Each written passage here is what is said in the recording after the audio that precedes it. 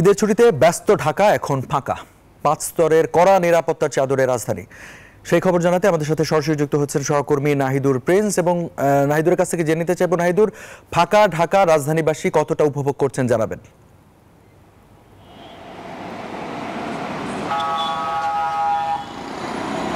ধন্যবাদ। রাজধানী ঢাকা এখন অনেকটাই ফাঁকা। আমি যদি আপনাকে দেখাই যে এই ফার্মগেট মোড়ে কিন্তু প্রতিবারই যানজট লেগে থাকে এবং মানুষের যে ভিড় সেটি কিন্তু ব্যাপক হারে বৃদ্ধি পায়, সেটি কিন্তু আজ নেই। দেখা যাচ্ছে যে যান এবং জট কোনো কিছুই এখন আর নেই। যে সড়কে গাড়ি আর মানুষের তিল ধারণের ঠাঁই থাকে না, সেই সড়ক আজ ফাঁকা ভাব। রিক্সাওয়ালারা বসে আছে এখানে যাত্রীদের অপেক্ষায়। রিক্সায় যাত্রী নেই, বাসের সিটগুলো ফাঁকা যাচ্ছে।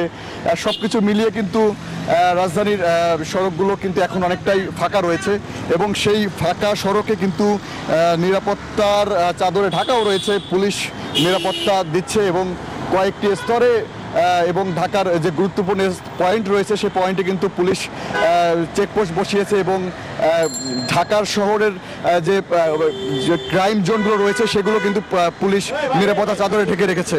সব কিছু মিলিয়ে কিন্তু রাজধানী ঢাকা এখন অনেকটাই ফাঁকা রয়েছে, শূন্যতায় ফাঁকা রয়েছে। সব কিছু মিলিয়ে মিরপুর, বাড্ডা এবং শাহবাগ আশপাশের এলাকাও কিন্তু এমনই অবস্থা রয়েছে।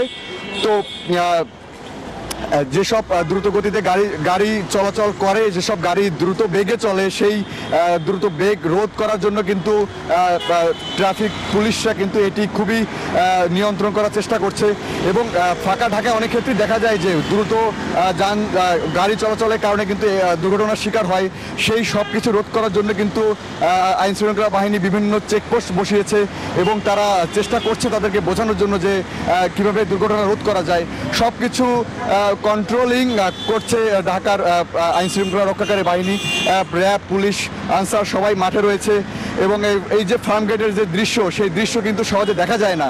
শুধু একমাত্র দুই ঈদেই কিন্তু এরকম দৃশ্য দেখা যায় যে এমন ফাঁকা, পুরো খাঁকা ভাব কিন্তু এই ফার্মগেট এলাকায়। এবং আমরা সেই আগারগাঁ এবং বিজয় সরণি সিগন্যাল দেখেছিলাম, সেখানেও কিন্তু তেমন কোনো যানজটের চাপ নেই, সিগন্যালে তেমন কোনো চাপ নেই, মানুষের আনাগোনাও কিন্তু অনেকটা কম। এমনটা কখনো হয় না, শুধু একমাত্র ঈদ এবং কোরবানি এলেই কিন্তু এমন দৃশ্য দেখা যায়, যে দৃশ্য ঢাকা উপভোগ সহজে করে না। যারা ঢাকায় রিক্সা চালকরা যেটি বলছিলেন যে তারা প্রতিদিন 1000 টাকা করে ভাড়া যেখানে হাঁকান, সেখানে কিন্তু 100 থেকে 150 টাকা তারা ভাড়া পাচ্ছেন।